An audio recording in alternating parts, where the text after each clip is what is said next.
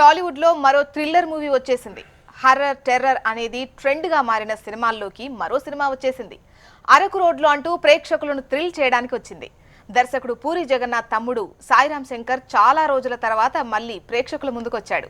మరి ఈ cinema thriller గా సక్సెస్ అయిందా, భయపెడుతూనే ఎంటర్టైన్ చేసిందా లేదా చూద్దాం. అరకు రోడ్లో చూస్తేనే కాస్త మరి థ్రిల్లర్ అనిపిస్తోందని నేను థ్రిల్లర్ అని చెప్పాను. ఇది థ్రిల్లర్ మూవీనా? 100% ఇస్ థ్రిల్లర్ మూవీ. థ్రిల్లర్ జోనర్కి సంబంధించినటువంటి సినిమా. అరకు రోడ్డులో అనేటువంటిది ఆ టైటిల్ ఎలా తీసుకున్నారంటే అరకు రోడ్డులో జరిగేటువంటి ఒక అనూహ్యమైనటువంటి హత్యల నేపథ్యంలో జరిగినటువంటి కథ కాబట్టి అరకు రోడ్డులో అనేటువంటి టైటిల్ దీనికి జస్టిఫై అవుతుంది. స్టోరీ ఏంటి? సాయిరామ్ క్యారెక్టర్ ఏంటి? హీరో ఒక డ్రైవరు, లారీ డ్రైవరు, డ్రైవింగ్ చేసుకున్నట్టు పెళ్లి కాలేదు, పెళ్లి కానివాడు అనమాట. ఆ పెళ్లి కోసం రకరకాల విష ప్రయత్నాలు చేస్తూ దేవుడికి మొక్కులు మొక్కుకుంటూ తిరిగేటువంటి ఒక క్యారెక్టర్. అతని పెళ్లి కోసం ఫ్రెండ్స్ కూడాను చాలా రకాలుగా ప్రయత్నాలు చేస్తూ ఉంటారు. కానీ అతనికి ఎంత ఆనందం వచ్చినా ఆవేశం వచ్చినా కూడా నత్తి వచ్చేస్తుంది. ఆ నత్తితో చాలా సంబంధాలు తెగిపోతూ ఉంటాయి ఇతనికి. అట్లాగే ఇతను తీసుకొని కూర్చున్న అమ్మాయికి వాళ్ళకి ఏవో లోపాలు ఉంటాయి. ఈ విధంగా జరుగుతుంది. బట్ అనుకోకుండా ఒక పోలీస్ కానిస్టేబుల్గా చేసేటువంటి ఒక అమ్మాయితో అతనికి మ్యారేజ్ సెటిల్ అవ్వటం, ఆ మ్యారేజ్ సెటిల్ అయిపోయి పెళ్ళికి ముందే చక్కగా వాళ్ళ లవ్ని కానీ వాళ్ళ రెండు ఫ్యామిలీస్ మధ్య ఒక చక్కని డీలింగ్స్ని అన్యోన్యతని మనం ఎస్టాబ్లిష్ చేసుకుంటున్న తరుణంలో హీరో అనుకోకుండా ఒక క్రైమ్లో ఇరుక్కుంటాడు. అతనికి అక్క కూతురు ఉంటుంది, సురేఖ వాణి అక్క క్యారెక్టర్ చేసింది. మేనగాళ్ళు అంటే చాలా ప్రాణం. ఆ పాపకు అనుకోకుండా అనారోగ్యం పాలైతే ఆ పాపకు ఆపరేషన్ చేయించాల్సిన పరిస్థితుల్లో అతను చాలా క్రైసిస్లో ఇరుక్కున్న టైంలో దాంట్లో నుంచి బయటపడడానికి కష్టపడుతున్న టైంలో ఇంకొక క్రైమ్లో ఇరుక్కుంటాడు అతను.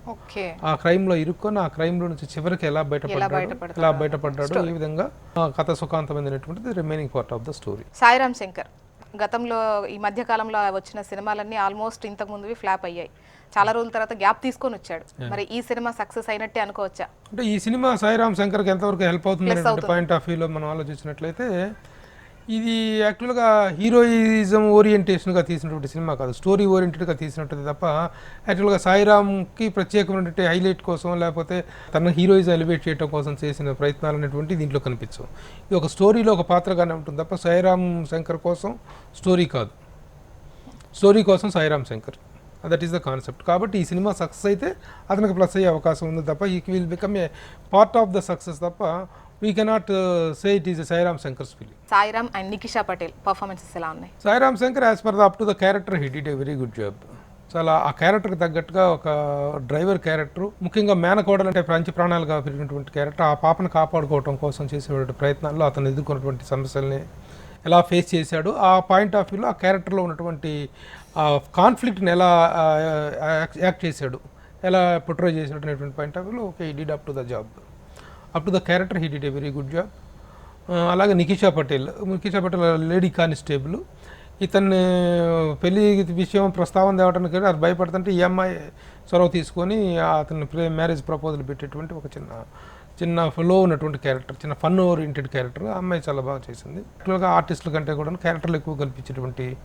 మిగతా క్యారెక్టర్స్ విషయానికి వస్తే ప్రవీణ్ వాడు, ప్రదీప్ ఒకతను హీరో ఫ్రెండ్గా చేసినటువంటి ప్రదీప్, ఇంకా అలాగే 30 years ఇండస్ట్రీ పృథ్వీ ఒక ఫిలిం డైరెక్టర్గా అతను చేశాడు. అట్లాగే సురేఖ వాణి చెల్లెలుగా, ఈ మిగతా క్యారెక్టర్స్ అన్ని కూడాను up to the mark, they are very good, they did a good job. Thriller మూవీలో అయినా కూడా థ్రిల్లింగ్లోనే ఎంటర్టైన్మెంట్ చూపిస్తూ ఉంటారు, కామెడీ చూపిస్తూ ఉంటారు. ఇందులో మరి కామెడీ పోస్ట్ ఎంతవరకు ఉంది? కామెడీ పోస్ట్ మిగతా హీరో ఫ్రెండ్స్ పాయింట్ ఆఫ్ వ్యూలో హీరో ఫ్రెండ్గా ఒక బ్రాహ్మణ్ పురోహితుడు క్యారెక్టర్, మీడియేటర్ క్యారెక్టర్ ఉంటుంది అతను కానీ, హీరో ఫ్రెండ్ ప్రవీణ్ కానీ, మిగతా characters up to the mark they did. ఒక ఎంటర్టైన్మెంట్ని ప్రొవైడ్ చేయడం కోసం ప్రయత్నించారు, దాంట్లో కొంతవరకు సక్సెస్ అయ్యారు. డైరెక్షన్ విషయానికి వద్దాం సార్, ఎలా అనిపించింది direction? Direction is it's good. ఒక కొత్త డైరెక్టర్ అయినప్పటికీ కూడాను ముఖ్యంగా స్టోరీని ఎలా ప్రొజెక్ట్ చేసే విషయంలో కానీ, ముఖ్యంగా మెయిన్ దీంట్లో ఒక విలన్ క్యారెక్టర్ అనేటువంటి ఆ విలన్ క్యారెక్టర్ దగ్గర నుంచి ఎలాంటి పర్ఫార్మెన్స్ తీసుకున్నాడో, ఆ క్యారెక్టర్ని ఎలా డిజైన్ చేసుకున్నాడు అనే పాయింట్ ఆఫ్ వ్యూలో he did a good job. Direction is good. Music ఎంతవరకు ప్లస్ అయింది సార్ సినిమాకి?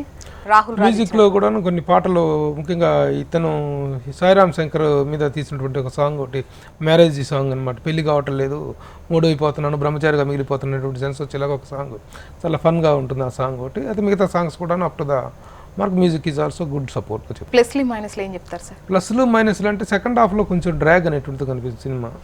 ఆ ఫ్లో అనేటువంటిది కొంతవరకు కిల్ అయిపోయింది ఫస్ట్ హాఫ్లో కానీ సెకండ్ హాఫ్లో కానీ. కొంత కొంత ఎడిట్ చేసుకోవాల్సిన అవసరం కనిపించింది సినిమా. ఓవరాల్గా ఒక చిన్న సైజు థ్రిల్లర్ మూవీకి కావాల్సినటువంటి అన్ని హంగులు దాంట్లో ఉన్నాయి, అన్ని ఇంగ్రీడియంట్స్ ఉన్నప్పటికీ కూడాను ఏదో మిస్ అయిన ఫీలింగ్ మాత్రం కనిపిస్తుంది. Somewhere it missed the bus అనేటువంటి ఫీలింగ్ అనిపిస్తుంది. అరకు రోడ్లో ప్రయాణం చేసిన తర్వాత మీకు ఎన్ని పాయింట్స్ ఇవ్వాలనిపిస్తుంది అవుట్ ఆఫ్ 5లో? వాళ్ళకు ఉన్నటువంటి లిమిటేషన్స్లో వాళ్ళ సినిమాని బాగానే తీయగలిగారు. వీ కెన్ గివ్ 2.50 రేటింగ్ ఇవ్వచ్చు. అవుట్ ఆఫ్ 5 2.50 రేటింగ్ ఇవ్వచ్చు. అరకు రోడ్లోకి మీరు ఇస్తున్నటువంటి రేటింగ్ 2.5. యా.